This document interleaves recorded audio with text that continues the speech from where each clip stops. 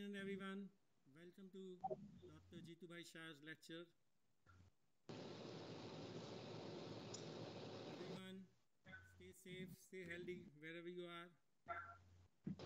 Announcement આજે આપણે within 2 weeks we have મહાવીરજનનો વાંચન. જેને પણ RSVP નહીં કરી હોય, please RSVP, and also if you have not signed up for Sapna Darshan Lucky Draw, please sign up. આજનું lecture is sponsored by Dilip Bhai and Darshnaben Shah. If you like to sponsor lecture, it's only $51 natho. And we need sponsorship for Paryushan lectures. We will have 2 lectures every day. Okay. Thank you. And with that, I'm going to stop sharing and let Jeetubhai the presenter. Bija bada, please video off trader and mute yourself. Turn off the video and mute yourself. થોડું સેન્ટરમાં લઈ લેજો. Move to right. હા slide. હા પેલી. હા બસ બસ. અને પેલી બાજુની ચેર કરી લો. જે ચેર આવે છે વચમેના. હા એ વચ્ચે નહીં આવે. હા આલી બે વચ્ચે જે ગ્રીન ચેર છે. હા એ છે. Remove that.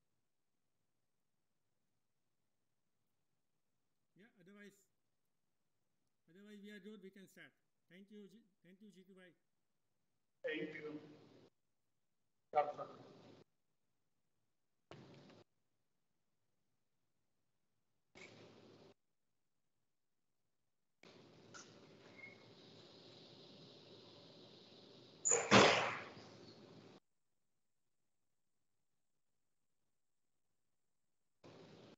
मंगलाचरण.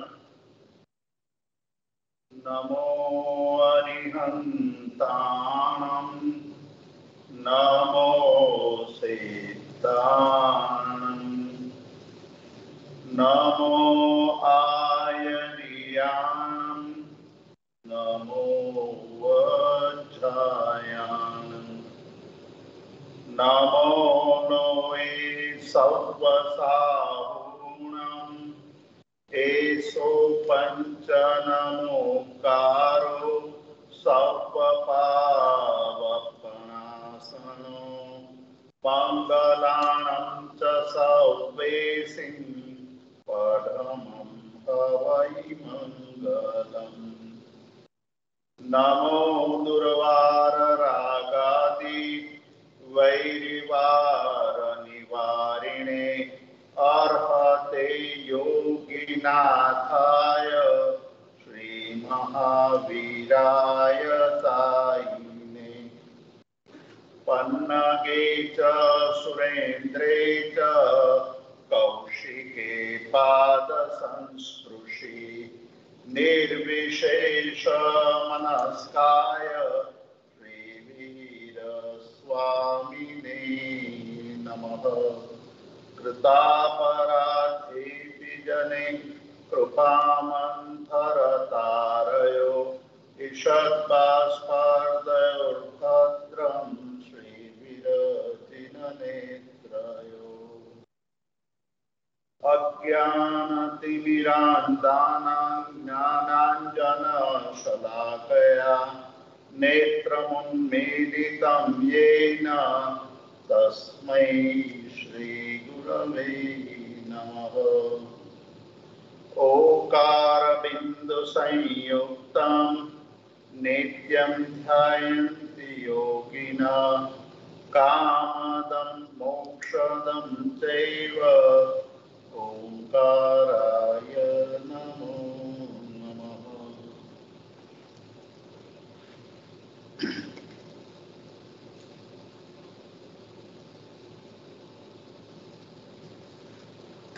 આપણે આજથી 4 દિવસ માટે ભાવ શ્રાવકના લક્ષણો એ વિષય ઉપર સ્વાધ્યાય કરીશું. જૈન ધર્મ એક વિશિષ્ટ કોટીનો ધર્મ છે. જૈન ધર્મ વિતરાગ પરમાત્માઓએ સ્થાપેલો ધર્મ છે. જેમણે પોતાના જીવનની અંદર રાગ અને દ્વેષ પર સંપૂર્ણ વિજય મેળવી લીધો છે. એવા મહાત્મા પુરુષોએ આ ધર્મની સ્થાપના કરી, તેની પાછળનો મુખ્ય ઉદ્દેશ જગતના તમામ જીવોનું કલ્યાણ થાય. જગતના જીવોનું કલ્યાણ થાય તે માટે તેમણે રાગ, દ્વેષ અને મોહ એ ત્રણ મુખ્ય શત્રુઓ છે, જેના કારણે આપણે આ સંસારની અંદર સતત પરિભ્રમણ કરી રહ્યા છીએ. કે રાગ, દ્વેષ અને મોહ એનો વિજય કેવી રીતે થાય તે તેમણે સ્વયં પોતાના જીવનની અંદર વિજય પ્રાપ્ત કરીને જગતના જીવોનું કલ્યાણ થાય તે માટે માર્ગ દર્શાવ્યો. આ માર્ગ એમણે જે સ્થાપ્યો તેમાં એમણે કહ્યું કે સમ્યક દર્શન જ્ઞાન ચારિત્રાણી મોક્ષ માર્ગ. મોક્ષનો માર્ગ, મુક્તિનો માર્ગ એ કયો છે? શા માટે મુક્ત થવું જોઈએ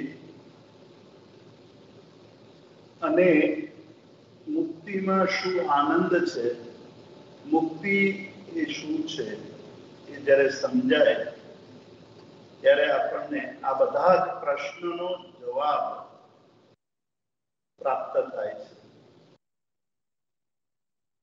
અનેક મહાપુરુષોએ પરમાત્માએ દર્શાવેલા માર્ગની આરાધના કરીને પોતાના જીવનનું કલ્યાણ સાધ્યું. આજે આપણા સુધી આ માર્ગ પહોંચાડ્યો છે.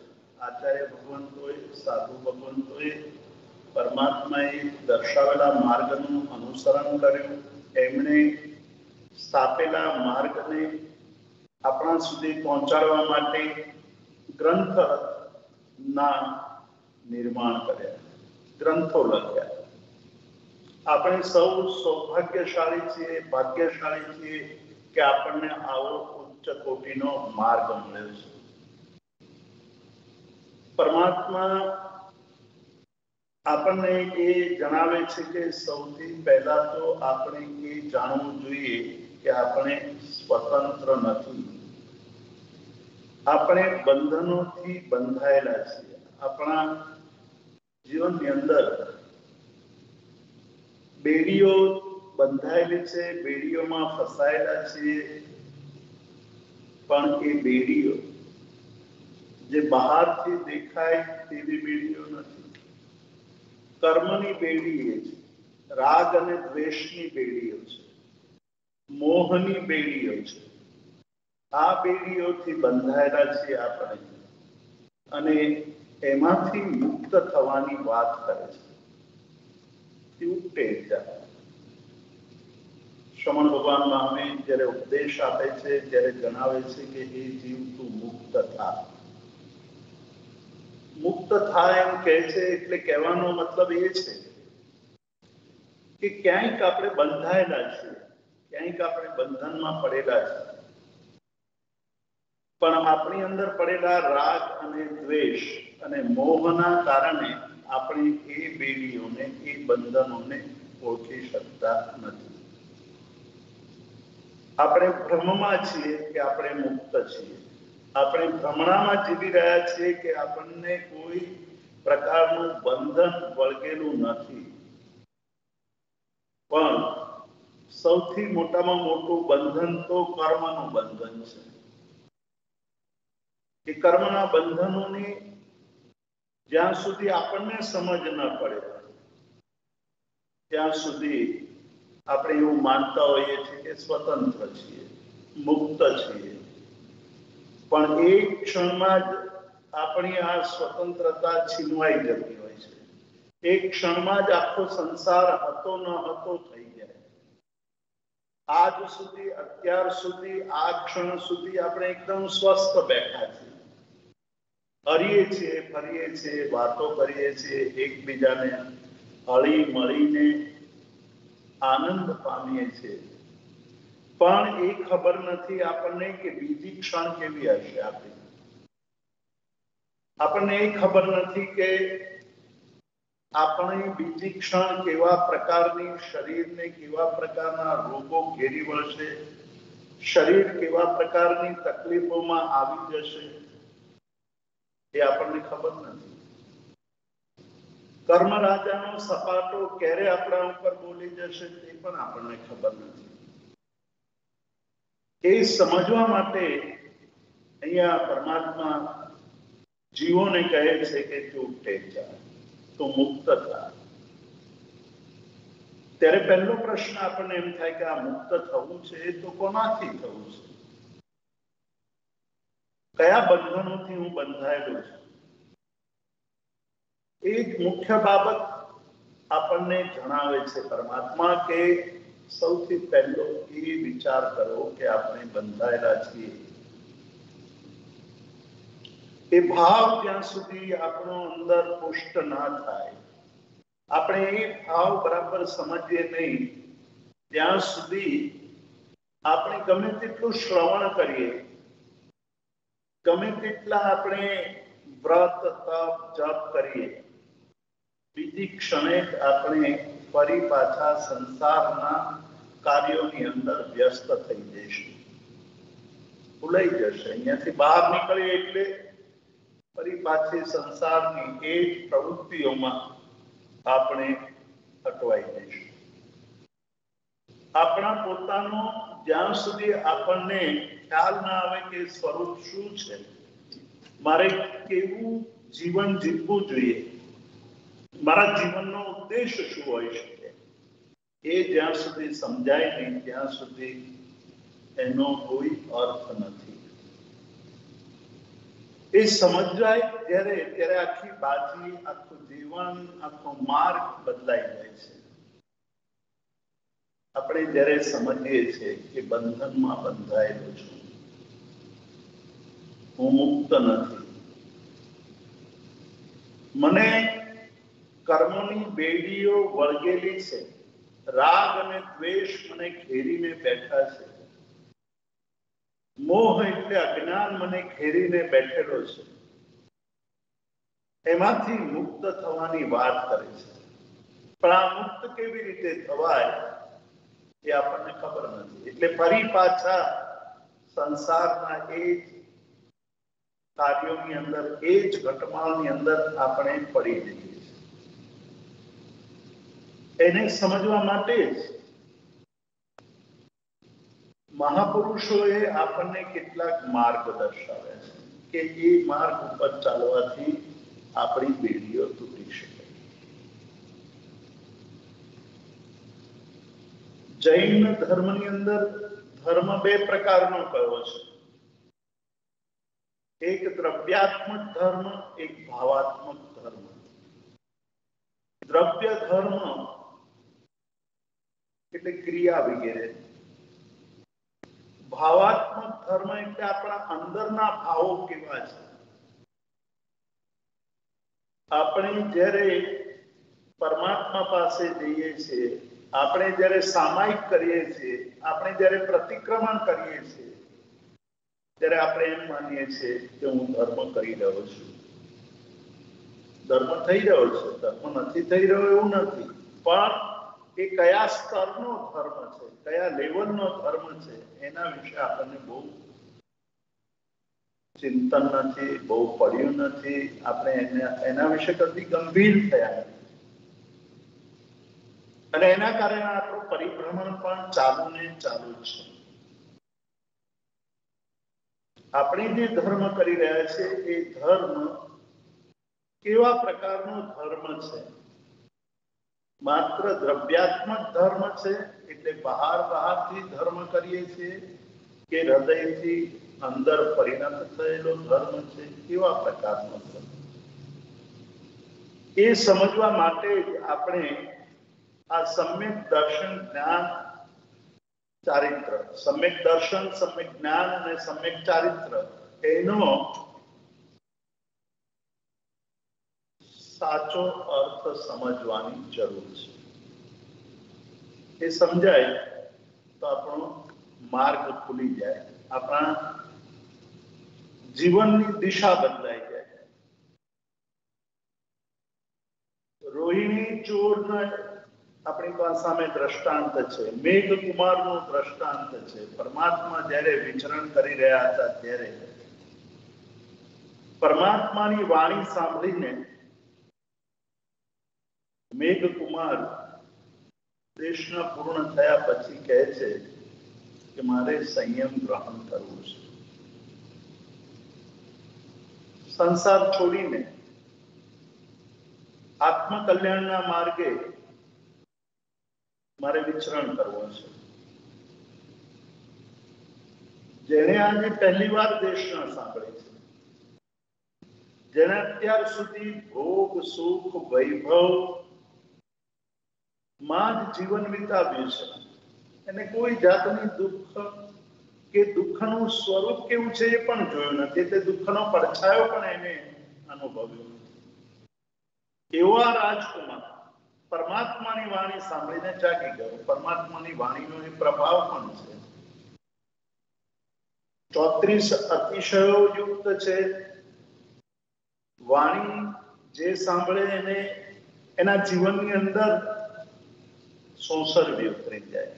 એને એમ થાય કે હું પણ મારા જીવનનું કલ્યાણ કરવા માટે પ્રયત્ન કરું, પુરુષાર્થ કરું, યથાશક્તિ પ્રયત્ન કરું.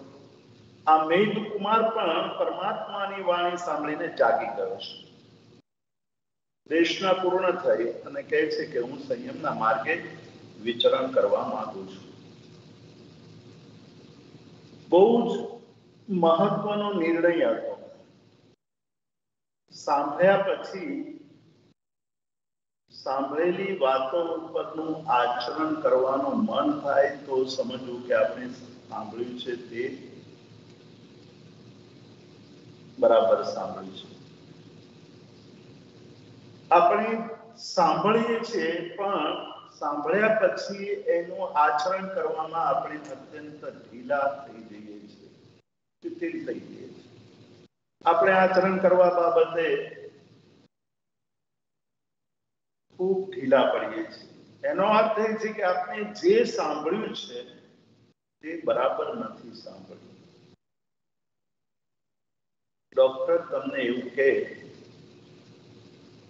તમને કોઈ શરીરની અંદર દુઃખની પીડાની અનુભૂતિ થાય, તમે પહેલી વાર ડોક્ટર પાસે જાઓ અને તમને એવું કહે કે આ બધા ટેસ્ટ કરાવવા પડશે.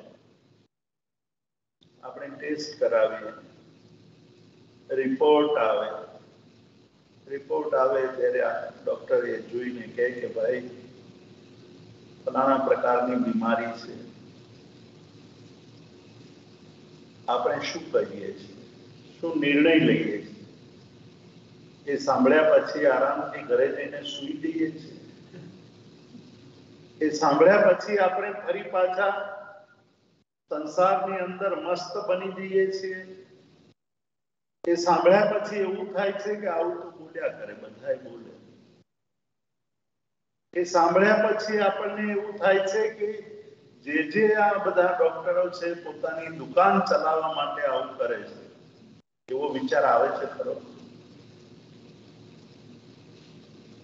હવે સામે પરિણામ દેખાઈ રહ્યું છે. દેહની અંદર આવેલો જે રોગ છે એનું સીધું સામે પરિણામ દેખાઈ રહ્યું છે. અને એ જ્યારે પરિણામ દેખાય છે ત્યારે આપણે ચૂપ બેસી રહેતા નથી, કાર્ય કરવા લાગીએ છીએ. ડોક્ટરને આપણે ખમાસમાં દઈએ છીએ કે નથી દેતા? ખમાસમાં દેવું એટલે આપણે તરત એના એ જે કે એ કરવા માટે તૈયાર થઈ જઈએ છીએ. ખમાસમાં એટલે પરમાત્મા સામે ખમાસમાં દઈએ છીએ એવા પ્રકારનું ખમાસમાં નહીં, પણ આપણે તરત જ જે કલાક પહેલા જેવો આપણો બોલવાનો ટોન હતો એ બદલાઈ જાય છે. આપણો ભાવ બદલાઈ જાય છે. આપણે કહીએ છીએ કે તો હવે શું કરવું? અને જે કહે એ તમે નોંધી લો છો, લખી લઈએ છીએ, મગજની અંદર રજીસ્ટર કરીએ છીએ. એ પ્રમાણે જ કરવું પડશે એવું આપણો નિર્ધાર થઈ જાય છે. કારણ કે આપણને જે કહી રહ્યા છે એના ઉપર હવે શ્રદ્ધા પૂરી પાકી થઈ ગઈ. અને એમાં જો હું ગફલત કરીશ, એમાં હું બેદરકાર રહીશ, તો આવેલી બીમારી છે એ જીવલેણ પણ નીવડી શકે એવું આપણે સમજીએ છીએ. એટલે શું કરીએ છીએ? જરાય પણ વિલંબ કર્યા વગર એ જે વસ્તુ કે તે એનું આચરણ કરવા માટે તૈયાર થઈ જઈએ છે. અહીંયા આ મેઘકુમારે પણ પરમાત્માની વાણી સાંભળી છે. પરમાત્માને કહ્યું છે કે પરમાત્માનું વિશેષણ આપણે બોલીએ છીએ. રત્નાકર 25 આપણે શું બોલીએ છીએ? વળી વૈદ્ય હે દુર્વારયા સંસારના દુઃખો તણા બોલીએ છીએ. મંદિર છો મુક્તિ તણા માંગલ્ય ક્રીડાના પ્રભુને ઇન્દ્ર નરને દેવતા સેવા કરે તારી વિભુ સર્વજ્ઞ છો સ્વામી વળી શ્રદ્ધાર અતિશય સર્વના. અને પછી બીજી ગાથાની અંદર કહીએ છીએ કે વળી વૈદ્ય હે દુર્વાર, પરમાત્માને વૈદ્ય કહ્યા છે. કેવા દુર્વાર સંસારના દુઃખો, એટલે જે દુઃખોને આ જગતનો બીજો કોઈ વૈદ્ય, કોઈ ડોક્ટર મટાડી ન શકે એવા રોગોને મટાડવા માટે તમે વૈદ્ય છો. એવા વૈદ્યની વાત આપણે વૈદ્ય રૂપે સ્વીકારીએ છીએ કે નહીં? પ્રશ્ન એ છે કે માનીએ છીએ કે આપણે બોલીએ છીએ. આ તો એક પ્રમાણ આપ્યું, બીજા અનેક પ્રમાણો છે કે ભગવાનની સ્તુતિ કરતી વખતે આપણે બોલીએ છીએ. તો એ શું આપણું બોલેલું ખરેખર બોલેલું છે કે ખાલી કહેવા કરતા બોલી કાઢીએ છીએ? એક તરફ એક પોપટને તમે રામ રામ રામ બોલતા શીખવાડી દો, એનું બોલેલું કેટલું મહત્વનું છે. એ રામ રામ રામ બોલે છે, પણ એ રામ રામ રામ બોલ્યા પછી એની અંદર પરમાત્મા પ્રત્યે ભક્તિ પેદા થાય છે એને તો ખબર જ નથી. તો આપણું એવું પોપટની બોલી જેવું બોલવું છે કે સાચું બોલવું છે? આપણે શું કરીએ છીએ? વળી વૈદ્ય હે દુર્વારયા સંસારના દુઃખો તણા આ વિતરાગ વલ્લભ વિશ્વની તુજ પાસ અરજી ઉચ્ચરો. પરમાત્મા પાસે થઈ બેસીને આ રત્નાકર 25 રત્નાકર સુરી પોતાના જીવનની કહાની કરે છે. આપણા બધાની કહાની છે. એકલા રત્નાકર સુરીની જીવનની કથની નથી, આપણા બધાના જીવનની કથની છે. પણ એક વાર આ કથની કરીને રત્નાકર સુરી ફરી ગયા. આપણે તો આખી રત્નાકર 25 મોઢે કરી નાખી. છતાંય આપણે આપણા જીવનની અંદર પરિવર્તન નથી આણી શકતા. એનું કારણ છે આ આપણું જ્ઞાન એ પોપટના જ્ઞાન જેવું, પોપટની બોલી જેવું છે. સાચું કે નહીં શૈલેષભાઈ? આપણે કેટલી બધી વાર સાંભળ્યું છે બધું. આજે હું જે કહેવાનો છું અને કહી રહ્યો છું તે પહેલી વાર સાંભળીએ છીએ એવું તો નથી. આ સ્થાન ઉપરથી અનેક વક્તાઓ, વિદ્વાન વક્તાઓ, જ્ઞાની પુરુષો, જાણકાર આ જ વાત કહીને ગયા છે. વર્ષોથી આપણે સાંભળતા આવ્યા છીએ. એ સાંભળ્યા પછી શું પરિવર્તન આવ્યું એનો વિચાર જ્યાં સુધી નહીં આવે ત્યાં સુધી આપણી બધી ક્રિયાઓ દ્રવ્ય ક્રિયા કહેવાશે. એટલે દ્રવ્ય ક્રિયા પણ કરવાની છે, એને છોડી નથી દેવાની. દ્રવ્ય ક્રિયા સાથે સાથે દ્રવ્ય દ્વારા ભાવમાં પરિણત થવું જોઈએ. આપણી અંદર ભાવ પેદા થવો જોઈએ. અને એ ભાવ ઉત્પન્ન થાય તો આપણી આ દ્રવ્ય ક્રિયા લેખે લાગે. દ્રવ્ય ક્રિયા એટલે બહારની ક્રિયા. પંચાંગ પ્રણિપાત કરીએ એટલે કે પાંચે અંગો પરમાત્માને નમાવીને નમસ્કાર કરીએ ત્યારે આપણે વિતરાગ પરમાત્માને નમસ્કાર કરી રહ્યા છે, ત્રણ જગતના નાથને નમસ્કાર કરી રહ્યા છે. આપણે આ વિશ્વના સર્વશ્રેષ્ઠ એવા વિશ્વનું કલ્યાણ કરનાર એવા તીર્થંકર પરમાત્માને નમસ્કાર કરીએ છીએ. એવો ભાવ જન્મે છે કે આપણે એ વખતે પણ આજુબાજુ ડાપોડિયા મારીએ છીએ, કોણ આવ્યું ને કોણ ગયું, બીજા ભાઈ કેવી રીતે પગે લાગે છે, કેવી રીતે શું કરે છે, એમાં જ આપણું ધ્યાન જાય છે. ખમાસનું દઈ રહ્યા છે પણ આપણે ધ્યાન પરમાત્મામાં સ્થાપિત કરીએ છીએ કે પરમાત્મા સિવાય બીજા બધામાં સ્થાપિત કરીએ.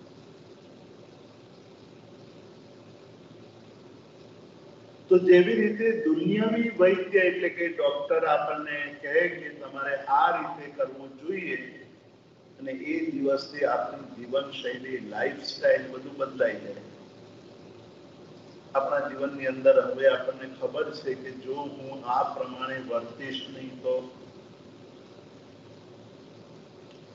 આ વિશ્વ વૈદ્ય પરમ પુરુષ મહાન આત્મા પરમાત્મા આપણને એવું જણાવે છે કે આ તમે બંધાયેલા છો. તો આપણને એવો વિચાર આવે છે ખરો કે આ કહે છે શું કહેવા માંગે છે, કે એવો વિચાર આવે છે કે આ તો 2600 વર્ષ પહેલા આવું બધું ચાલતું હતું એટલે કઈ દીધું. હકીકતે શું છે એ તો આપણને ખબર નથી એટલે આ બધી માયાજાળમાં ફસાવા જેવું નથી. એવું માનીને આપણે ધર્મ કરીએ છીએ કે સાચા હૃદયની ભાવથી ધર્મ કરીએ છીએ. એટલે પહેલા દ્રવ્ય શ્રાવકની વાત આવે છે, પછી ભાવ શ્રાવકની વાત આવે છે કે ભાવથી, અંદરથી, હૃદયથી ધર્મ પરિણત થવો જોઈએ. એક તરફ દ્રવ્ય શ્રાવકના લક્ષણો છે, એક તરફ ભાવ શ્રાવકના લક્ષણો છે. તો માત્ર દ્રવ્ય શ્રાવક બનીને જીતવું છે કે ભાવ શ્રાવક બનવા તરફ આપણે આગળ વધવું છે, તે આપણે નક્કી કરવાનું છે. આપણા જીવનની અંદર આપણે કંઈક પ્રાપ્ત કરવો હશે, આપણા જીવનની અંદર આપણે આપણો પોતાનો વિકાસ સાધવો હશે. આપણે વિકાસ તો કરવો છે, આપણે વિકાસ નથી કરવો એવું નહીં. આપણને પહેલા દિવસથી જ એવું છે કે આપણો વિકાસ થાય, પ્રગતિ થાય, હું ઘણો બધો આગળ નીકળી જાઉં એવું આપણે હંમેશા મનની અંદર ભાવના ભાવીએ છીએ. પણ ધર્મના ક્ષેત્રની અંદર જ્યારે આપણે વિચારણા કરીએ છીએ ત્યારે તમને ખ્યાલ આવશે કે આપણે ખરેખર તો ત્યાં જ ઉભા છીએ જેટલા 5 વર્ષ પહેલા ઉભા હતા ત્યાં જ. કદાચ ઓછું થયું હશે પણ વધ્યા નથી. એટલે જ્યારે આ વિચાર કરીએ છીએ ત્યારે આપણને ખ્યાલ આવે છે કે ખરેખર ધર્મ તો હૃદયથી, અંદરથી પરિણત થાય એવો કરવાનો છે.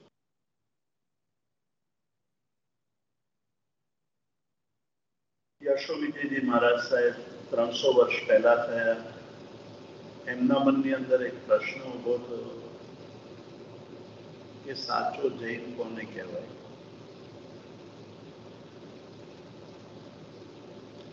આપણને ક્યારેય એવો પ્રશ્ન ઉભો થાય છે ખરો કે હું સાચો જૈન છું કે નહીં? કે શીરા સાથે શ્રાવક થઈ ગયા છે. આપણું શ્રાવકપણું સાચું છે કે નહીં? જૈનપણું સાચું છે કે નહીં? કે આપણે પણ દ્રવ્ય ક્રિયા કરીને જૈન બની ગયા છે તેવું માની લઈએ છીએ. શું કરીએ? પરમ ગુરુ પરમાત્માની સામે ઉપાધ્યાય યશો વિજયજી મહારાજ પોતાના ભાવો વ્યક્ત કરતા કહે છે કે જૈન કહો ક્યું હોવે, હે પરમાત્મા મને એ તો બતાવો કે જૈન કેવી રીતે થવાય, જૈન થવું એટલે શું, શ્રાવક બનવું એટલે શું, ખાલી દ્રવ્યથી શ્રાવક બનવાનું છે કે ભાવથી પણ શ્રાવક બનવાનું છે, શું કરવાનું છે?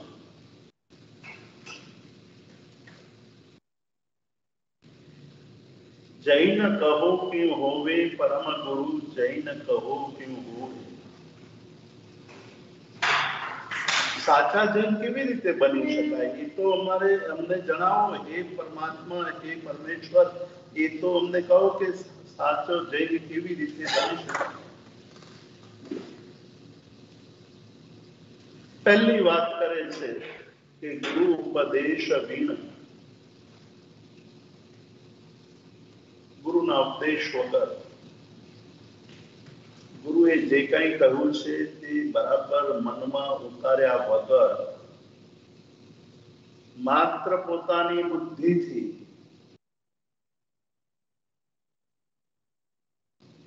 ધર્મનું આચરણ કરે તો કહે છે કે જૈન મૂઢા, એવા મૂર્ખ જૈનોને તોટો નથી. કોણ કહે છે? ઉપાધ્યાય યશોવિજય. કે આ સંસારની અંદર એવા મૂર્ખ જૈનોનો તોટો નથી. અને એવા જૈનો દર્શન જૈન વિગોવે, જૈન દર્શનને વગોવે છે.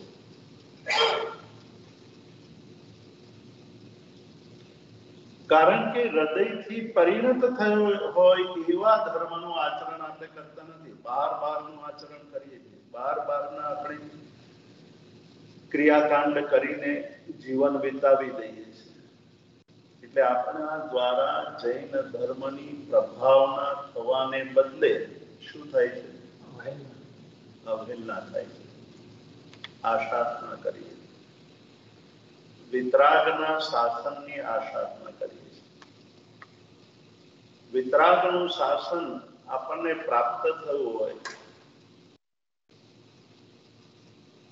અને સાચા અર્થમાં એ સમજ્યા હોઈએ તો અંદરથી કેટલો બધો ગૌરવ હોય, કેટલો બધો અંદરથી ભાવ હોય કે મને આ મળ્યું છે એ ઉત્તમ છે. પહેલી વાત તો જૈન ધર્મમાં જન્મ પામવો એ છે. પછી બીજી વાત છે કે આપણને ગૌરવ છે કે નહીં, આપણને જૈન છીએ આપણે એનો અહોભાવ, ગૌરવ અહોભાવ છે કે નહીં. એવા ખાતર તમે હા ના કહેતા, તમે તમારા હૃદય ઉપર હાથ મૂકીને તમારા પોતાના ચિત્ત ઉપર પરમાત્માને સ્થાપિત કરીને નિષ્ઠાપૂર્વક જવાબ આપજો કે હું જૈન છું એનો મને ગૌરવ છે, જૈન કુળમાં જન્મ પામ્યું છે એનો મને અહોભાવ છે, હું એનાથી ધન્યતા અનુભવું છું. એવો ભાવ થાય છે ખરો, બોલવા ખાતર નહીં, ખરા અંતરથી. ખરા અંતરથી ક્યારે થાય કે આપણી અંદર ભાવથી ધર્મ પરિણત થયો હોય તો.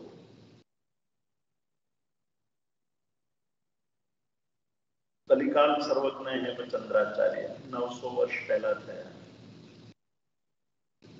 પોતાના જીવનની અંદર 3.5 કરોડ શ્લોકોની રચના કરી. કોઈ એવો વિષય નહોતો કે એમને લખ્યું ના હોય. એક જ જીવનની અંદર 3.5 કરોડ શ્લોકની રચના, એટલી અદ્ભુત પ્રતિભા છે. એમનો પરમ શ્રાવક એટલે કુમારપાળ મહારાજા. એ કુમારપાળ મહારાજા પૂર્વાવસ્થામાં એટલે કલિકાલ સર્વજ્ઞ હેમચંદ્રાચાર્યના પરિચયમાં આવ્યા પહેલાનો એમનો જીવનનો કાળ, જીવનનો સમય, અને કલિકાલ સર્વજ્ઞ હેમચંદ્રાચાર્યના પરિચયમાં આવ્યા પછીનો એમનું જીવન આસમાન જમીનનું અંતર છે.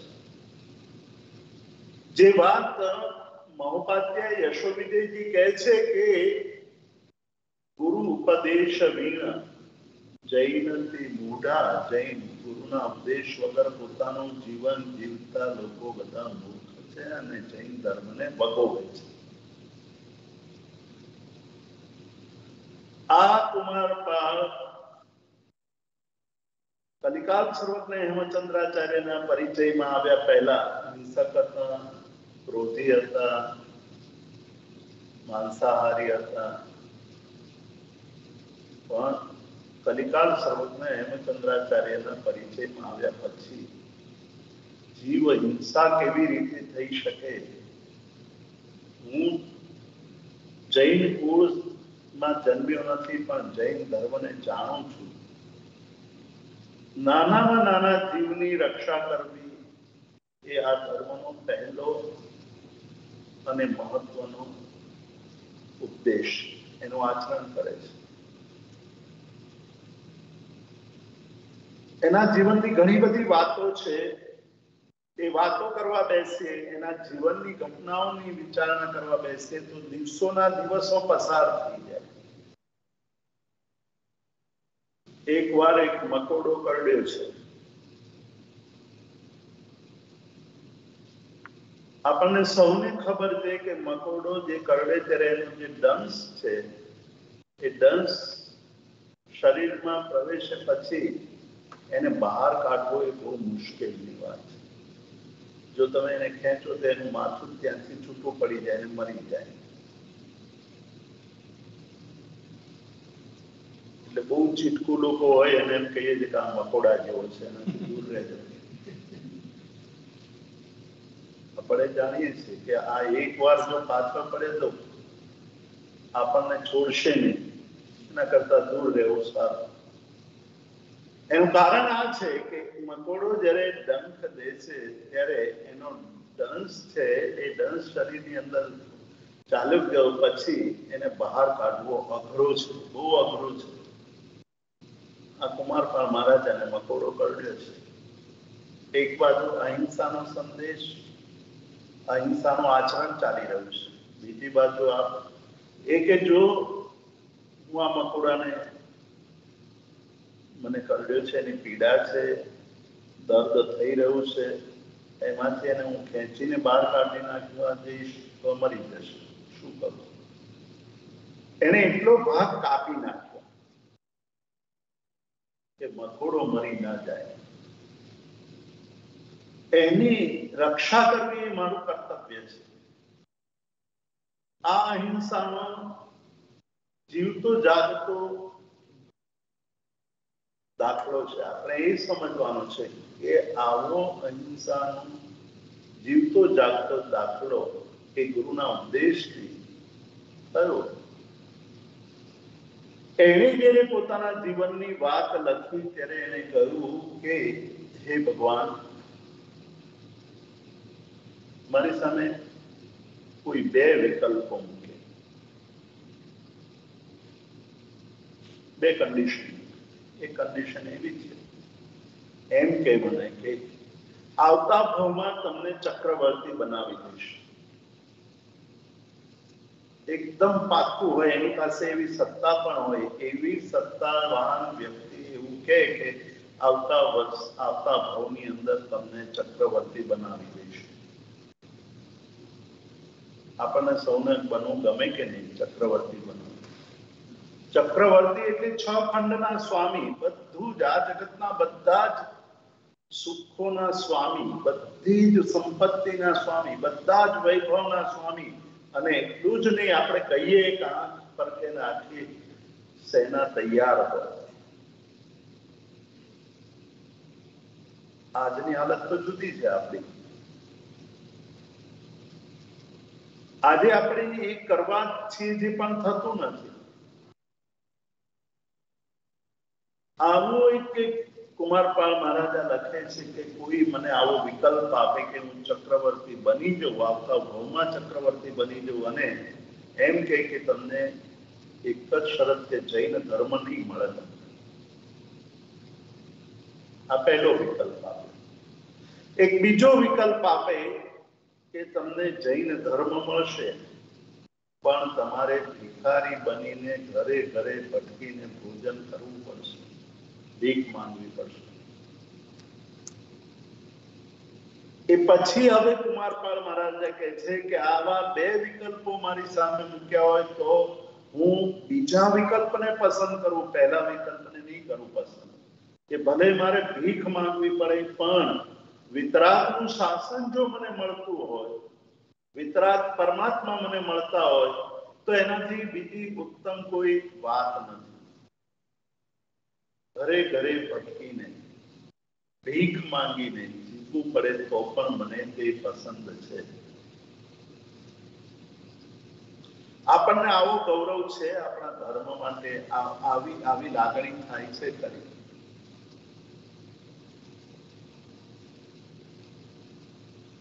આ વાત આપણે બરાબર સમજવાની છે. આજની આ ક્ષણે આપણે ભાવ શ્રાવકોના લક્ષણો સમજવા માટે સૌથી પહેલા તો આ જ વાત સમજવી પડશે કે આપણને આપણા ધર્મ માટે કેટલું ગૌરવ છે, કેટલો આપણને અહોભાવ છે, એટલે આપણને એના પ્રત્યેની લાગણી છે. આ બરાબર સમજાય તો બાકીનો બધો માર્ગ આગળનો પ્રશસ્ત થાય, આગળનો માર્ગ સરળ બની જાય. કુમારપાળ મહારાજા જ્યારે આવું કહે છે ત્યારે એ નિશ્ચિત રૂપે સ્પષ્ટ થઈ જાય છે કે એમને પરમાત્માનું શાસન અતિ વહાલું છે, અત્યંત વહાલું છે, અને એ મળ્યું છે એનો અહોભાવ છે. એનાથી શ્રેષ્ઠ બીજી કોઈ વસ્તુ નથી એવું એમના મનની અંદર સ્પષ્ટપણે કંડારાયેલું છે, ઉતરાઈ ગયું છે હૃદયની અંદર. આવો ભાવ એ ભાવ શ્રાવક બનવામાં નિમિત્ત બને છે. આવો ભાવ અંદરથી પેદા થવો. મેઘ કુમારે પરમાત્માની દેશના સાંભળી, પરમાત્માએ જે કહ્યું એ સમજાઈ ગયું. સમજાઈ ગયા પછી ઘરે નથી ગયા, ઉભા રહ્યા છે. પરમાત્માને કહે છે કે મેં તમારી વાણી સાંભળી, એ વાણીનો વાણી ઉપર વિચાર કર્યો અને તે જ સત્ય છે. હવે મારે ઘરે જવું નથી. શું કહે છે? હવે નથી જવું. સત્ય સમજાઈ ગયું પછી તરત આચરણ શરૂ થવા લાગે છે. સત્ય સમજાય નહીં તો આપણને એમ થાય કે આજે નથી કરવું, કાલે કરીશું, કાલે નહીં પરમ દિવસે કરીશું. જાણકારી મેળવી લેવી એક જુદી છે, ઇન્ફોર્મેશન મળી જાય એનાથી તમે જ્ઞાની થઈ ગયા છો એવું નહીં. ઇન્ફોર્મેશન મળ્યા પછી તમને એનો જીવનમાં ઉતારવાનો પ્રયત્ન ન કરો તો એ ઇન્ફોર્મેશનનો કોઈ મતલબ નથી. કર્મગ્રંથ તમે ભણી લીધા, બધું જ તમને ખબર છે. 8 કર્મને એની ઉત્તર પ્રકૃતિઓને એનો બંધ ઉદય ઉદીર્ણા સત્તા બધું ખબર છે, પણ જીવનમાં ઉતરે નહીં તો નાની નાની વાતોમાં આપણું મન વિહ્વળ થઈ જાય, ક્લેશ નાની નાની વાતોમાં થઈ જાય, આપણે ક્યાંક અટકી જઈએ. તો એ કર્મનો સિદ્ધાંત જાણ્યા પછી પણ આપણે અજ્ઞાની છીએ. જે સમયે સમજ્યા પછી એ ખ્યાલ આવી જાય કે આ જ કલ્યાણકારક છે તો આપણે પ્રમાદ નહીં કરી, તરત આગળ વધવા માંડીશું. મેઘ કુમારે જોયું કે આ જ સત્ય છે. પરમાત્મા પાસે દેશના પત્યા પછી ઉભા રહીને કહે છે કે મને હવે દીક્ષા આપો, સંયમ મારે ગ્રહણ કરવું છે.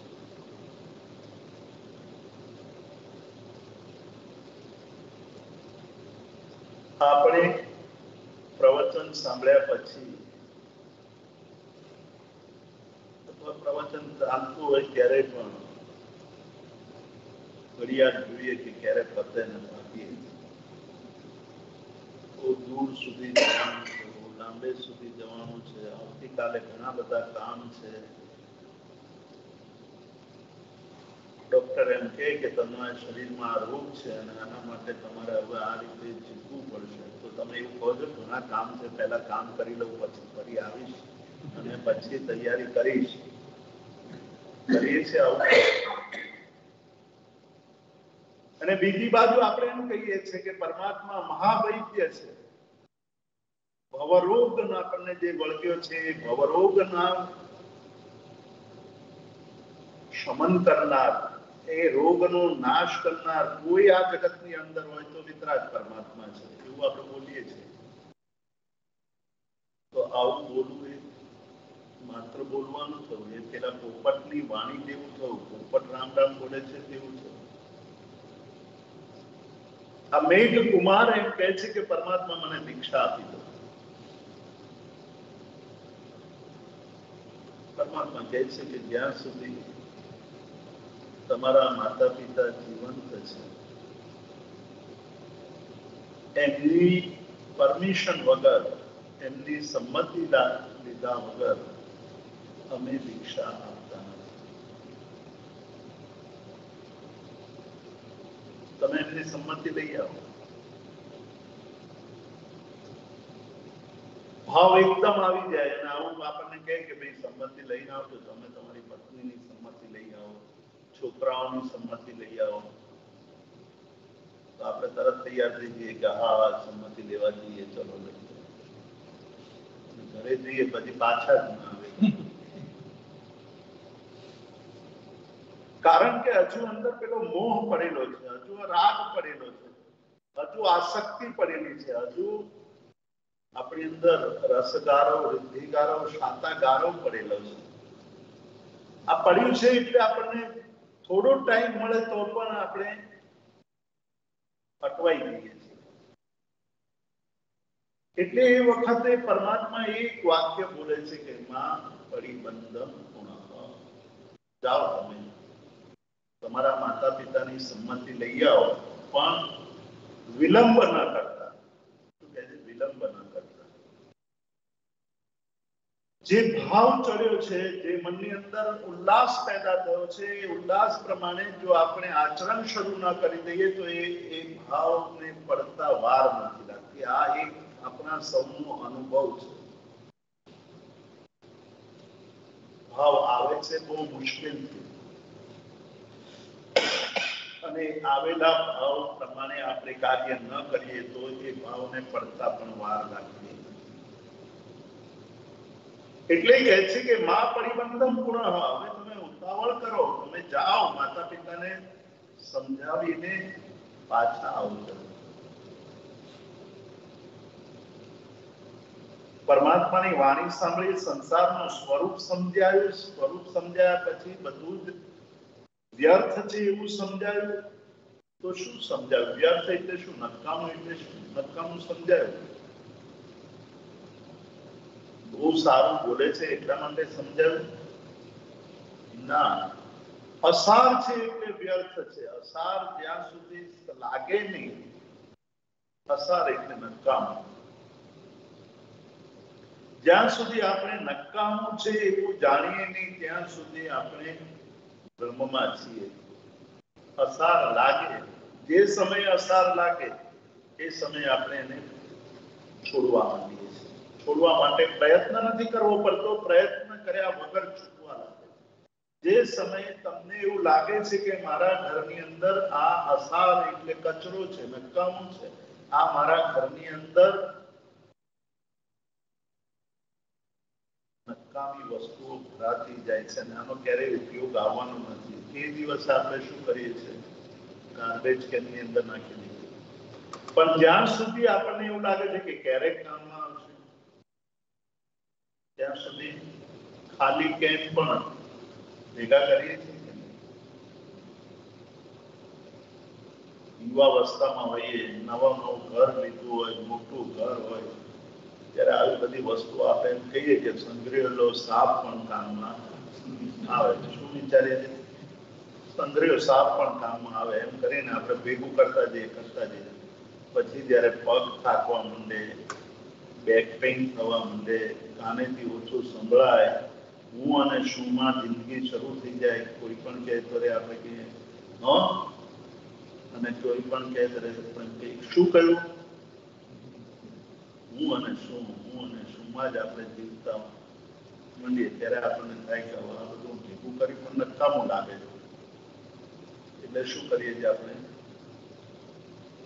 જે સમયે આપણને એમ લાગે છે કે આ નકામું છે એ સમયે આપણે એને કાઢવાની તૈયારી કરીએ, કાઢી નાખીએ છીએ, ફેંકી દઈએ છીએ. જેને અત્યાર સુધી મૂલ્યવાન માનીને ભેગું કર્યું હતું એ હવે નકામું લાગતા કાઢવામાં આપણને જરાય પણ વાર લાગતી નથી. જ્યાં સુધી સાર હતો ત્યાં સુધી મોહ હતો, મોહ હતો ત્યાં સુધી આસક્તિ હતી, આસક્તિ હતી ત્યાં સુધી પકડી રાખ્યો, ત્યાં સુધી ભર્યા કર્યા. જે સમય આપણને એમાં અસારતા લાગી, નકામું લાગ્યું, વ્યર્થ લાગ્યું, ખોટું લાગ્યું, એટલે આપણે એને કાઢવા માટે તૈયાર થઈએ. આ મેઘકુમારને એ સમયે પરમાત્માની વાણીથી એ લાગ્યું કે આ બધું તો અસાર છે, મારે ધર્મ સમજીને જીવનની અંદર આત્મ કલ્યાણ કરવું છે.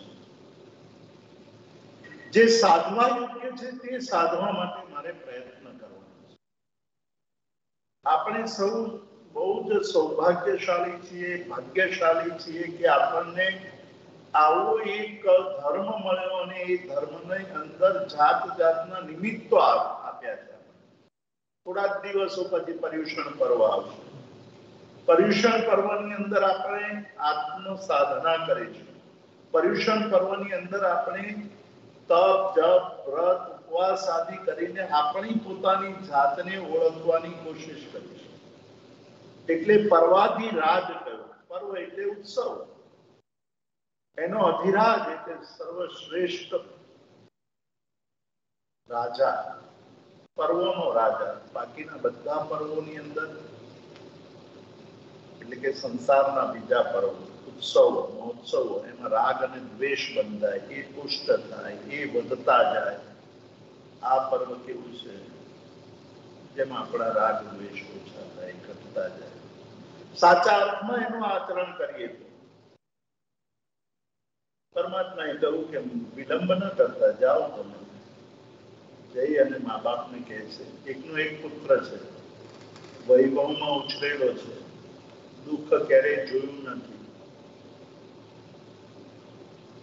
ઘરમાં કોઈ વાતની કમી નથી, કોઈએ કંઈ કહ્યું નથી. આપણને કોઈ કહે ને આપણે એમ કહીએ કે ભાઈ આજે ખાવાનું નથી, ભાવતું નથી, આજે ગમતું નથી, કારણ કે પેલો મોહ, રાગ અને દ્વેષ, અજ્ઞાન પડેલું છે. એટલે આપણને ન ગમતું કોઈ કંઈ બોલી જાય તો તરત આપણે છોડીએ છીએ. એ ત્યાગ નથી, કેમ કે પાછી ભૂખ લાગશે સાંજ પડતા ત્યારે આપણે કહીશું લાવ ચલો થોડું ખાઈ લઈએ. જે સવારે જેનો તિરસ્કાર કરતા હતા સાંજે પાછો એનો સ્વીકાર કરી લઈશું.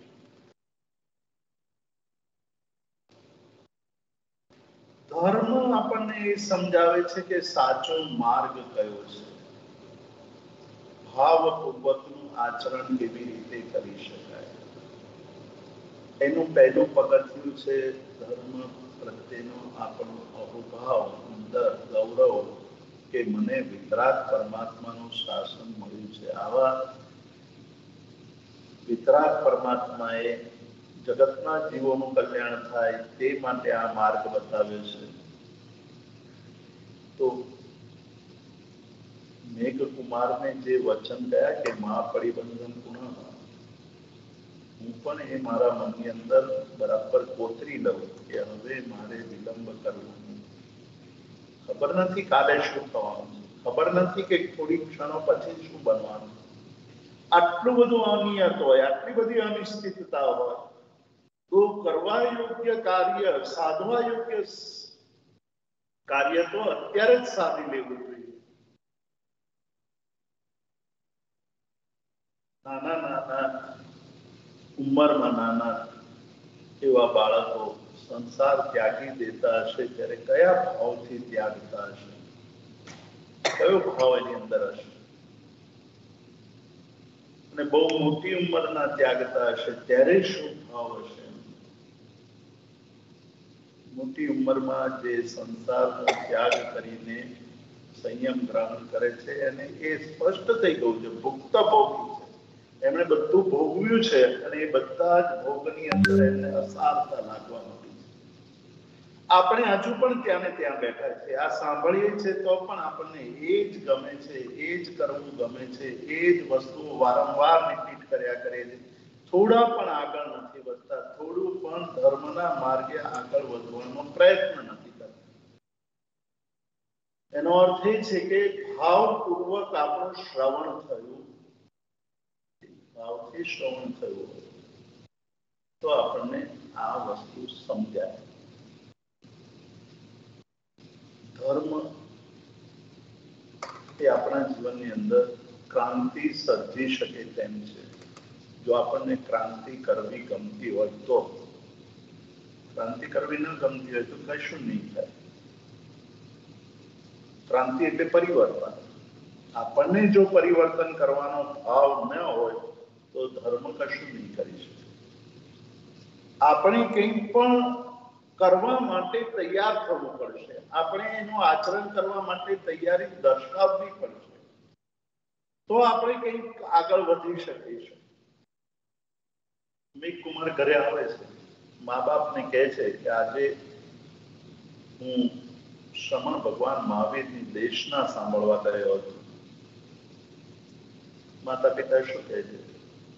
બહુ સારું, તને આ યુવાવસ્થામાં પરમાત્માનો સમાગમ થયો તે બહુ આનંદની વાત છે. આપણા બાળકો ઘરે આવીને એમ કે આજે અમે સેન્ટરમાં જઈને સેન્ટરમાં ગયા હતા, દર્શન કરીને આવ્યા છે. તો શૈલેષભાઈ આપણને ગમે કે ના ગમે? બહુ ગમે. ગમે નહીં, બહુ ગમે કે આજે કંઈ પણ કીધા વગર દર્શન કરી આવ્યા. પણ પછી એમ કે આજે તો એટલો બધો આનંદ આવ્યો કે હવે આ બધું છોડીને મારે ઇન્ડિયા જતું રહેવું છે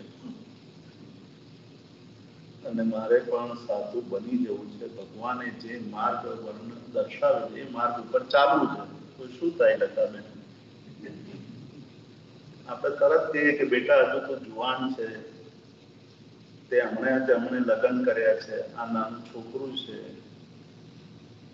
અમે થોડા હવે નિવૃત્ત થઈ ગયા છે, અમે તારી આશા રાખીને બેઠા હતા, બેટા અમને ન કરતો. તરત આપણે કહીએ ને, આવો ભાવ ઉત્પન્ન થાય છે કારણ કે રાગ પડ્યો છે.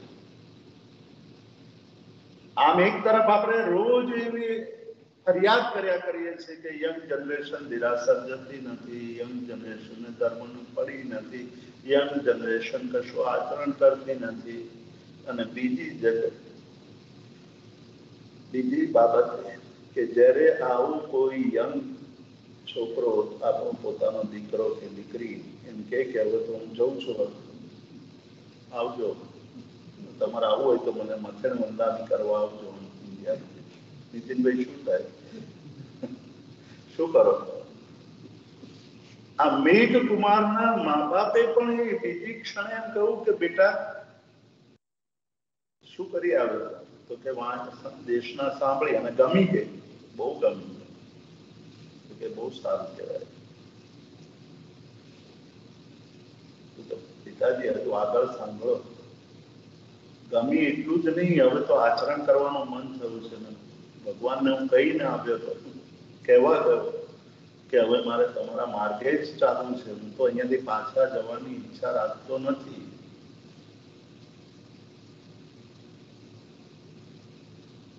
આ તો ભગવાને કહ્યું કે મા પરિબંધમ પૂર્ણ, જા લઈ આવતું તારા મા બાપની સંમતિ એટલે તમારી પાસે આવ્યો છું. અને ભગવાને એમ પણ કહ્યું છે કે પાછો જલ્દી આવજો, એટલે મને તમે સંમતિ આપી દો, એ સિવાય મારે બીજું કંઈ ખપતું નથી. એટલે શું થાય? જ્વાળામુખી ફાટે કે નહીં? જ્વાળામુખી ફાટે. મા બાપ કહે છે કે બેટા હજુ તો તું જુવાન છે, તે સંસાર જોયો છે જ ક્યાં, તે દીક્ષા જોઈ છે જ ક્યાં, તને ખબર જ નથી કે દીક્ષામાં કેટલા દુઃખો છે. અહીંયા અમે તમને પ્રેમથી, વાલથી, અત્યંત લાડથી ઉછેર્યા છે. દુઃખ શું કહેવાય એને તમને ખબર જ નથી, દુઃખનો પડછાયો પણ પડ્યો નથી. અને તમે હવે જવાની વાત કરો છો તો એ તો જરાય ઉચિત નથી. અને ત્યાંની જિંદગી તો એનાથી પણ કપરી છે.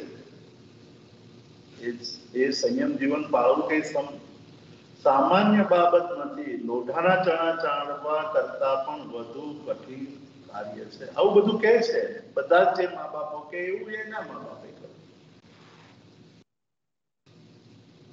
પણ આને સત્ય સમજાયું, સાર જીવનનો મળી ગયો. એ સાર મળ્યા પછી વિલંબ કરવો પોસાય નહીં. તમને કોઈ એમ કહે કે આજે ફલાણું એક ક્લાયન્ટ આવવાનું છે, શ્યોર છે, એને માલ જોઈએ જ છે અને માલ તમારી પાસે જ છે, તમે કારમાં બેસીને ઘરે જવા માટેની તૈયારી કરી લીધી છે અને આવો ફોન આવે અને કહે કે મારે આજે અત્યારે જ આ પૂરું કરવાનું છે, આપણને એમ લાગે કે આ મોટો નફો થાય એવો છે, તો શું કરો? કારમાં બેઠા હો તો પણ ઉતરી જાવ કે ન ઉતરો?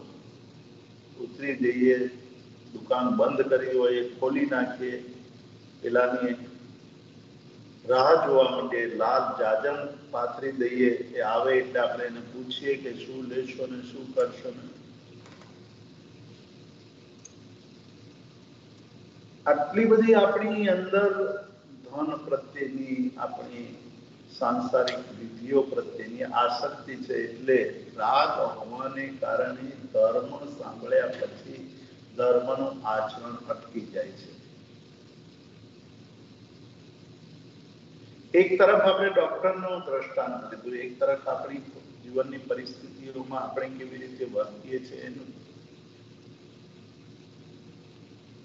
એટલે મા બાપે એવું વિચાર્યું કે આને બધા પ્રલોભનો આપીએ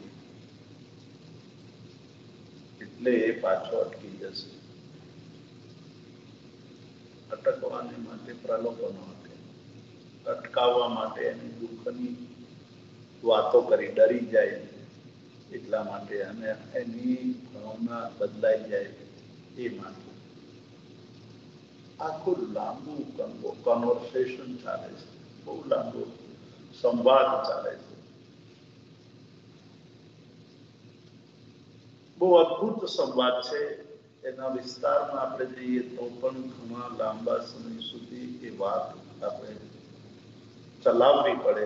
પણ એ વાતની અંદર વૈરાગ્યવાન, વૈરાગ્ય જ્યારે ઉત્પન્ન થાય અને વૈરાગ્ય અંદર પરિણત થાય ત્યારે સંસારથી વિરક્ત થયેલા જીવના ભાવો કેવી રીતે બદલાઈ જાય છે આપણને સમજાય. કેમ કે હવે ભાવનામાં પરિણત થઈ ગયું છે, ભાવ અંદર પેદા થઈ ગયો છે. આપણને ભાવ નથી. આપણે અડધો ધર્મ તો કોઈના કહેવાથી કરીએ છીએ. આપણને અડધો ધર્મ આપણી પ્રતિષ્ઠાની ખાતર કરી છે. પ્રતિષ્ઠા એટલે આપણે કમિટીમાં છીએ, આપણે પોસ્ટ ઉપર બેઠા છીએ, આપણે આ કરવું પડે એટલે કરવું પડીએ. ગમે છે શું ગમે છે તો કે લોકો આવે ત્યાં મળીએ, આમ એને મળવા જવું તેના ઘરે જવું પડે, એના કરતા આપણે જઈએ ત્યાં બધાને મળી પણ લેવાશે અને સાંભળવાનું પણ મળશે. સાંભળવું એ ગૌણ છે, ત્યાં મળવું એ મુખ્ય છે. એટલે મળતા જ રહીએ છીએ, મળતા જ રહીએ એટલે કે સંસારની અંદર ઘૂમતા જ રહીએ. પરમાત્માની વાણી સાંભળ્યા પછી હજુ પણ એની એ જ પ્રવૃત્તિ ચાલ્યા કરે તો આપણે સમજવાનું કે આપણું સંસાર પ્રત્યેનો રાગ, સંસાર પ્રત્યેની આપણી આસક્તિ ઘણી તીવ્ર છે, ઘણી તીવ્ર છે. બધું જ અનુભવ્યા પછી આપણે કશું કોઈ અનુભવ્યું નથી એવું તો છે જ નહીં. આપણે શરીરની અસ્થિરતા, શરીરની અંદર રોગ ઉત્પન્ન થઈ જવો, આપણે એક પેન્ડેમિકમાંથી પસાર થયા, આપણે અનેક લોકોને મરતા જોયા, અનેક લોકોને જીવન છોડીને જતા જોયા, ક્ષણવારમાં જતા જોયા. અને આ વખતે તેનાથી પણ વિચિત્ર પરિસ્થિતિ હતી કે આપણે એને અગ્નિ સંસ્કાર, અંતિમ સંસ્કાર પણ ન કરી શકીએ એવી સ્થિતિ. બોડી પણ બાંધીને પેક કરીને સીધી સ્મશાન ગૃહમાં મોકલી દે. ખાલી તમને 5 જણને કે ભાઈ તમારે આવું હોય તો આવજો, પણ બોલવાનું નહીં દઈએ અમે તમને, એનું મોટું જોવાનું નહીં. આવી ભયંકર પરિસ્થિતિમાંથી નીકળ્યા, પણ હવે પાછા એવા નોર્મલ થઈ ગયા કે આવું કઈ બન્યું જ નતું એવું લાગે છે અત્યારે તો આપણને.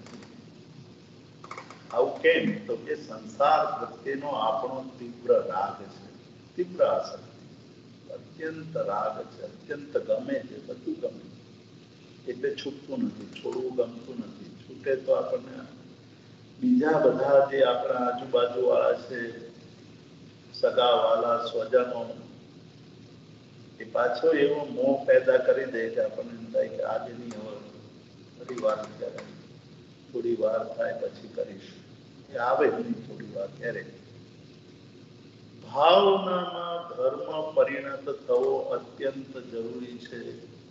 ભાવ પરિણતિ વગર આપણે ગમે તેટલું મૂલ્યવાન એવું શાસન મળ્યા પછી પણ આપણે કોરા ને કોરા રહીએ. મેઘકુમારે તો મા બાપને એનો જવાબ આપવા માંડ્યા. બધા તર્કોનો જવાબ આપે, એને પણ તર્કથી જવાબ આપે. જ્યારે ખરેખર આપણી અંદર ભાવ ઉત્પન્ન થઈ જાય ત્યારે બીજા આપણી ઉપર મોહને કારણે કોઈ ને કોઈ એવી પરિસ્થિતિ નિર્મિત કરે અથવા પરિસ્થિતિની વાત કરે તો પણ આપણને તે વખતે જવાબ મળી આવે છે. કારણ કે અંદરથી પરિણત થયું છે, અંદરથી એ ભાવ સમજાઈ ગયો છે કે હવે આમાં ફસાવા જેવું નથી. એટલે દ્રવ્ય શ્રાવકની સાથે ભાવ શ્રાવક બનવું જરૂરી છે. ભાવ શ્રાવકના લક્ષણો જાણવા જરૂરી છે કે ભાવ શ્રાવકના લક્ષણો કયા કયા છે. એ ભાવ શ્રાવકના લક્ષણો મારા જીવનની અંદર આવવા જોઈએ. અને એ બહુ સરળતાથી સમજાય એટલા માટે શાસ્ત્રકારોએ, પરમાત્માએ જે માર્ગ દર્શાવ્યો છે, વિતરાગ પરમાત્માએ જે વાત કરી છે, એને સરળતાથી સમજાય એટલે આપણે સમક્ષ કથાઓ દ્વારા, સરળ દ્રષ્ટાંતો દ્વારા તે કઠિન વાતોને આપણને સમજાવવાની કોશિશ કરી છે. માં જેવી રીતે બાળકને જમાડે, તમે પણ એ બધા તબક્કામાંથી પસાર થયા છો કે નાનું બચ્ચું હોય એને આપણે જમાડીએ ત્યારે કેવી રીતે જમાડીએ છીએ? આપણે બધી જ બાબતોનો ખ્યાલ રાખીએ છીએ કે નરમ હોવું જોઈએ, ગરમ ન હોવું જોઈએ, તાજું હોવું જોઈએ, એને પ્રિય લાગે એવું હોવું જોઈએ, એને સ્વાદની અનુભૂતિ સારી થાય એવું બધું જ આપણે ધ્યાન રાખીએ છીએ. આપણી પ્રવૃત્તિ છે અને એ પ્રવૃત્તિમાંથી પસાર થયા છે એવી પ્રવૃત્તિ આ શાસ્ત્રકારોએ કરી છે કે આ બધા જીવો બાળ જીવો છે.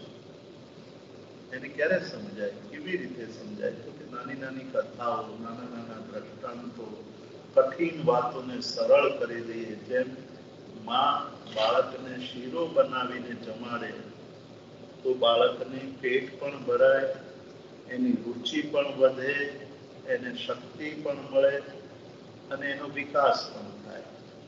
તેવી રીતે આ શાસ્ત્રકારોએ બહુ સુંદર દ્રષ્ટાંતો દ્વારા પરમાત્માની ગહન વાણીને સરળતાથી સમજાય તે માટે નાની નાની વાતો કરીને બહુ મોટો ધર્મ આપણને જે મળ્યો છે એનું રહસ્ય સમજાવવાની કોશિશ કરે છે. એટલે એક અર્થમાં આ જે શાસ્ત્રકારો છે એ બધા જ માતા સમાન છે. એટલે તમે ઘણી બધી વાર જોયું હશે, તમને પણ આશ્ચર્ય થયું હશે કે શિષ્યો પોતાના ગુરુને, પુરુષ ગુરુ હોય, એ પુરુષ ગુરુને પણ શું કહે છે? ગુરુ માતા. એના માટે ગુરુ માતા શબ્દનો પ્રયોગ કરે છે. એટલા માટે ગુરુ માતાનો શબ્દ પ્રયોગ કરે છે કે માં જેવી રીતે બાળકનો ઉછેર કરે તેવી રીતે વૈરાગ્ય માર્ગની અંદર પ્રવેશ કર્યા પછી જીવનનું કલ્યાણ થાય તે માટે ગુરુએ માતાનું પણ કર્તવ્ય નિભાવે છે. તો આપણા માટે આ બધા શાસ્ત્રકારો છે તે માતા જેવા છે. એને જોયું કે અમને કથા બહુ પ્રિય છે. શું કહે છે શ્રોતા છે એને શું ગમે? અમને બધા કર્મના ભંડાની વાત કરવા માંડીએ, ગુણસ્થાનકની વાત કરવા માંડીએ, ભેદ પ્રભેદની વાત કરવા માંડીએ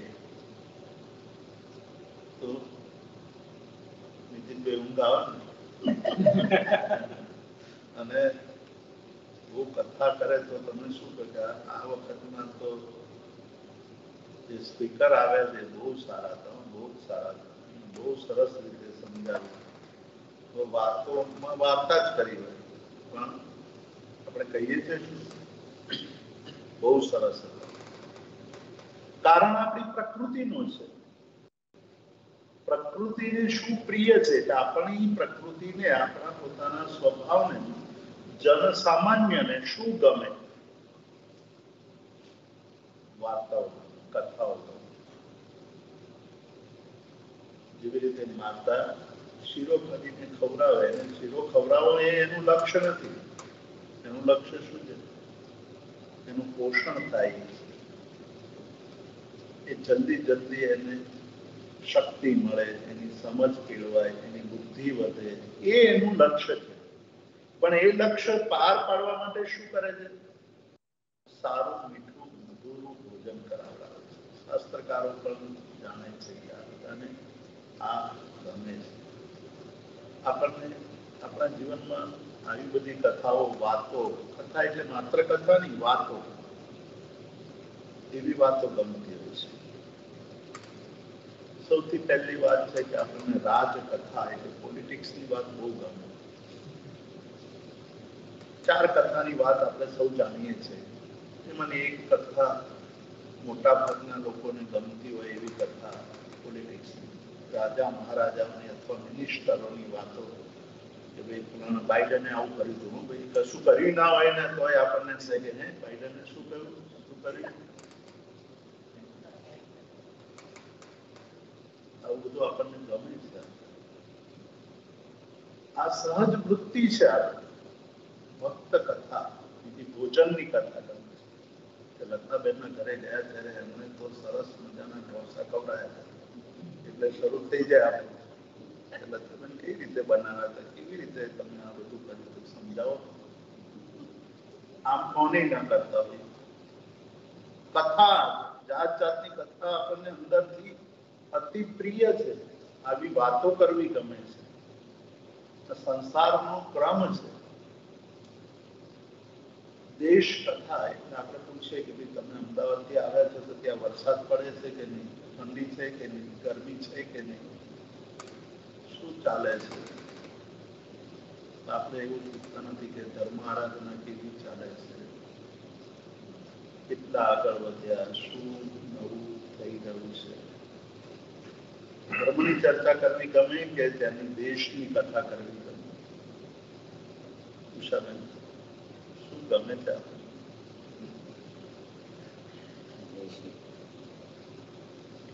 અને સ્ત્રી કથા, સ્ત્રી હોય તો પુરુષની કથા કરે, પુરુષ હોય તો સ્ત્રીની કથા કરે.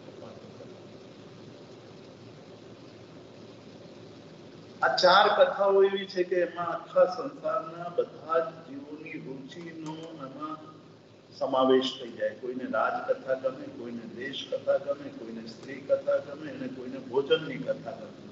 કોઈને 1 કથા ગમે, કોઈને 2 કથા ગમે, કોઈને 3 કથા ગમે અને કોઈ બહુ શૂરવીર હોય તો 4 કથા ગમે. આપણે બધા શૂરવીર છીએ પાછા. એટલે આપણે આ બધી કથામાં દિવસો પસાર કરીએ છીએ. આ સંસારની વૃદ્ધિ કરનારી કથાઓ છે. એવી છે વધારનારી, સંસાર વધારનારી. આપણે સંસારથી મુક્ત મુક્ત થવાની કથાઓ જાણવાની અને સમજવાની છે કે જેનાથી આપણું આત્મકલ્યાણ થાય, એનાથી આપણું નિસ્તાર એટલે આ ભવભ્રમણ અટકે. આપણે જેના દ્વારા થોડો ઘણો પણ સંસારનો પરિભ્રમણનો કાળ છે એને ઓછો કરી શકીએ. મેઘકુમારે માતા પિતાને આ વાત કરી. માતા પિતાએ અનેક તર્કો આપ્યા કે બેટા, શિયાળો હશે ત્યારે ઉઠવાનું કશું નહીં હોય, અને તને એટલી ઠંડી કોને કહેવાય તે જાણી નથી. વરસાદ વરસે ત્યારે શરીરને પલળતું રોકવા માટે તારી પાસે ત્યાં કોઈ એવું રેઇનકોટ નહીં હોય કે કોઈ એવી છત્રી નહીં હોય માથે, અને પલળી જઈશ ને પછી શરદી થઈ જશે ત્યારે તને કોણ રક્ષણ આપશે? તાપ તપતો હશે ત્યારે રસ્તા ઉપર ખુલ્લા પગે પગ મૂકીને ચાલવાનું હશે ત્યારે શું કરીશ? મેઘકુમાર પરમાત્માની વાણી સાંભળીને આવે છે. સંસારની અસારતા એને સમજાઈ ગઈ છે. ત્યાગ કોને કહેવાય એ બહુ સ્પષ્ટ સમજી લીધું છે. વૈરાગ્યની ભાવના પરિપુષ્ટ થઈ ગઈ છે.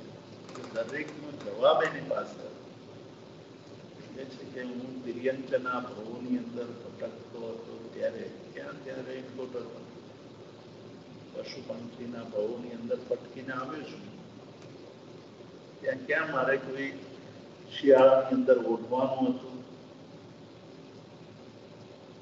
આપણે સૌ તીર્થંકર પરમાત્માના ભક્ત છીએ. શાસનની અંદર અનેક આચાર્ય ભગવંતો થઈ ગયા, અનેક ગ્રંથો છે. એ ગ્રંથોની અંદર આપણા જીવનની વાતો કરનારી ઘણી બધી વાતો મળે છે. એમાં એમ કહું કે આ જીવ અનાદિકાળથી આ સંસારની અંદર ભટકી રહ્યો છે. આ પહેલો જન્મ નથી. કેટલા જન્મો કરી ચૂક્યા છીએ. એક જીવ અનાદિકાળથી ભટકતો ભટકતો આજે અહીંયા પહોંચ્યો છે. હવે એને અહીંયાથી આગળ જવું છે કે હજુ પણ ભટકતા રહેવું છે? એટલે કહે છે કે હું તો આ બધા ભાવોમાં આ બધું તો સહન કરી ચૂક્યો છું. આ બધા દુઃખો મેં સહન કર્યા છે. છેવટે મા બાપે એને રજા આપી, દીક્ષા લીધી. પહેલા દિવસે એનો વૈરાગ્ય એની પરીક્ષા થઈ ગઈ. રાત્રે નક્કી કરી નાખ્યું કે સવાર પડે એટલી વાર છે, ભગવાનની પાસે જઈને ઓખો પાછો આપી દઉં, રજવાડું પાછો નથી રહેવું. છેલ્લી પથારી હતી એમની. રાત્રે સાધુ મહારાજ ઊંઘતા થાય માત્રા માટે, ઠંડી માટે, ત્યારે એની રજ પણ એના સંસારમાં પડે અને એ રજ પણ આજ સુધી તો ક્યારેય એને પીડા અનુભવી જ નહોતી. એ રજકણો એને કાંટાની જેમ પૂછે, જેમ કે કાંટાની સૈયા ઉપર સૂતા હોય એવું લાગે. પહેલા દિવસે એને થોડું આ બધું ખોટું. સવારે જઈને આપી દે. સવારે જાય છે ભગવાન પાસે જઈને કહે છે કે આ મારાથી નહીં પડાય.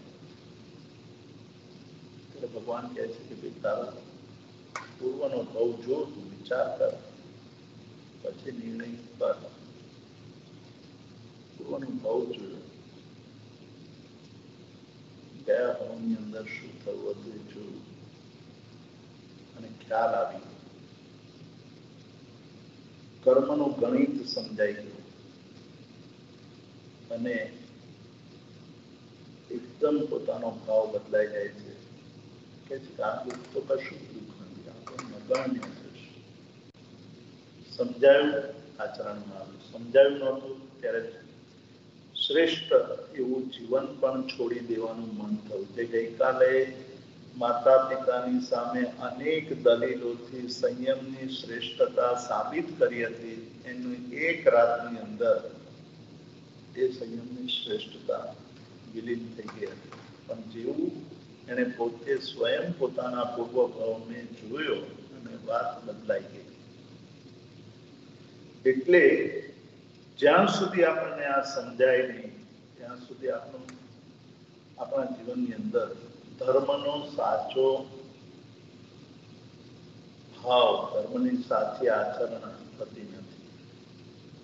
એના માટે 4 ધર્મ કથાઓ છે, જેમાં 4 સંસાર કથાઓ કહેવાય: રાજકથા, ભક્ત કથા, દેશ કથા, સ્ત્રી કથા. એવી રીતે 4 ધર્મ કથાઓ છે. એ ધર્મ કથાઓનું શ્રવણ કરવું. એક આક્ષેપણી કથાઓ છે. આક્ષેપણી કથા એટલે એવી કથાઓ કે જે કથાઓ સાંભળ્યા પછી આપણું મન આપણને ધર્મ માર્ગ તરફ ખેંચી લાવે, ધર્મ કરવાનું મન થઈ જાય. એટલે આપણી પાસે સમય તો બહુ નથી, પણ આપણે કેટલીક એવી કથાઓ પણ જોઈશું કે જે કથાઓ સાંભળ્યા પછી આપણને સાચો માર્ગ સમજાય અને એ માર્ગમાં આપણે પ્રવૃત્ત થઈએ, એ માર્ગનું આચરણ કરીએ તેવું આપણને મન થાય, આપણે આકર્ષિત થઈએ. એટલે ખાલી વાતો નહીં, પણ જે કથાઓ સાંભળીને આપણને એનું આચરણ કરવાનું મન થાય. વિક્ષેપણી કથા, બીજી કથા છે વિક્ષેપણી. વિક્ષેપ ઉભો કરે એટલે અત્યાર સુધી આપણને જે રંગ રાગ કરવાનો તીવ્ર ભાવ ઉત્પન્ન થયો હતો, એ તીવ્ર ભાવમાં વિક્ષેપ કરનારી કે ભાઈ આ બધું નશ્વર છે, નાશવંત છે, તો એમાં મારે હવે આસક્ત થવું જોઈએ નહીં. આ બધું જ જો નાશવંત છે તો મારે એને ભોગવીને ફાયદો શું? એટલે વિક્ષેપ, રાગ અને ભોગોની અંદર વિક્ષેપ પેદા કરનારી કથાઓ છે વિક્ષેપણી કથાઓ. સંવેગની કથાઓ, સંવેગને ઉત્પન્ન કરનારી, સાચા અર્થમાં સંવેગ થાય, સાચા અર્થમાં આપણને મનની અંદર વૈરાગ્યનો ભાવ ઉત્પન્ન થાય.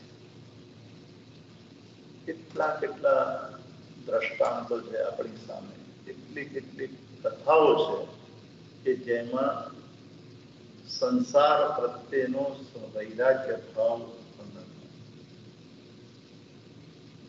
અને આ રંગ રાગ, વૈભવ, ભોગ, સુખ, સમૃદ્ધિ એમાં ખૂંટીને પડ્યા છે, એના બદલે એમાંથી બહાર નીકળવાનું મન થાય. એ સંવેગ જનની કથાઓ છે, સંવેગ ઉત્પન્ન થાય તેવી કથા. અને ચોથી કથાઓ છે તે નિર્વેદની કથાઓ. નિર્વેદ એટલે નિર્વેદ એટલે હવે સંસારના સુખો ભોગવતી વખતે કંટાળો આવે. એમ થાય કે આ બધું શું, આટલા બધા વખતથી રોજ આપણે પ્રયત્ન કર્યા કરીએ છીએ, પણ આપણો જીવનની અંદર એનાથી શું થયું? એક સુંદર આગમ છે, બહુ સરસ આગમ છે. એનું નામ છે તંદુલ વેયાલિયમ. તંદુલ એટલે ચોખા, ચોખાનો વિચાર દર્શાવનારી આગમ. એમાં એક સરસ મજાની વાત કરી છે. એ કહે છે કે ભાઈ આપણે રોજ ચોખા ખાઈએ છીએ, ભાત ખાઈએ છીએ. આપણે ગુજરાતી છીએ એટલે આપણને ભાત તો જોઈએ જ છે. એટલે થોડો પણ ભાત હોય તો આપણું ભોજન પૂરું થયું કહેવાય, નહીં તો આપણને એમ લાગે કે અધૂરું છે. ભાત જોઈએ કે રોજ તમે 1 કોળિયો, 2 કોળિયા, 4 કોળિયા, 5 કોળિયા ભાત ખાઓ છો. એ ચોખાના દાણા, એમાં 1 ટંકમાં તમે જેટલા ભાત વાપરો છો, ખાઓ છો, એના દાણાની ગણતરી મૂકો પહેલા. પછી અઠવાડિયામાં કેટલા ચોખા ખાઓ છો એના દાણાની ગણતરી કરો. પછી વર્ષમાં કેટલા ચોખાના દાણા ખાધા હશે એની ગણના કરો. અને આખી જિંદગીમાં કેટલા ચોખાના દાણા ખાધા એની ગણતરી.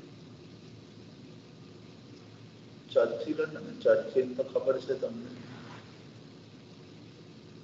પ્રાઇમ મિનિસ્ટર હતા ઇંગ્લેન્ડના. એમ કહેતા હતા બહુ દારૂના બહુ શોખીન હતા.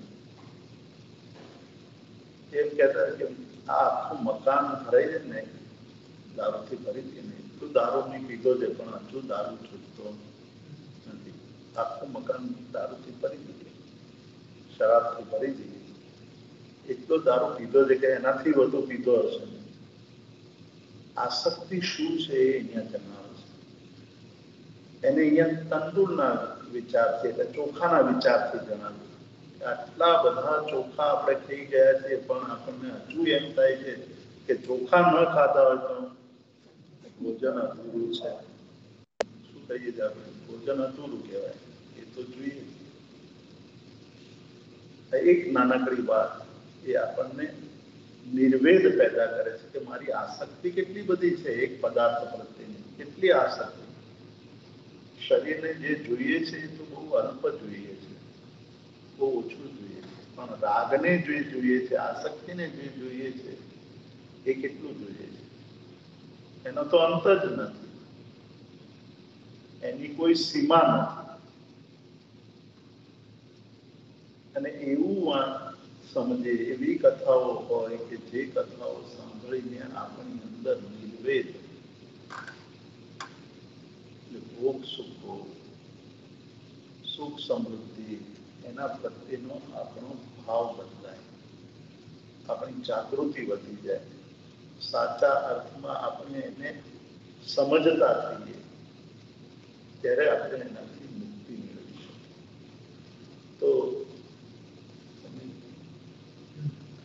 તો એ વાતો આપણે આ આવનારા દિવસોની અંદર કરીશું. ધર્મરત્ન પ્રકરણની અંદર આ બધી વાતો કરી છે. આપણે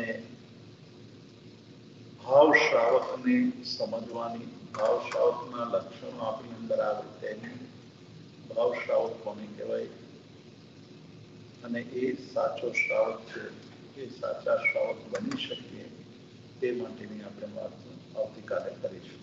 આજે આપણે સમાપ્ત કરીએ છીએ. શિવમસ્તુ સર્વ જગત પરહિત નિરતા ભવન્તુ ભૂતગણા દોષા પ્રયાન્તુ નાશમ સર્વત્ર સુખી ભવતુ લોક ઉપસર્ગાક્ષયં યાન્તિ ચિત્યન્તે વિઘ્નવલ્લયા મન પ્રસન્નતામેતિ પૂજ્યમામેતિ મેશ્વરે. સર્વમંગલમાંગલ્યં સર્વકલ્યાણકારણં પ્રધાનં સર્વધર્માણાં જૈનં જયતિ શાસન. કઈ જાહેરાત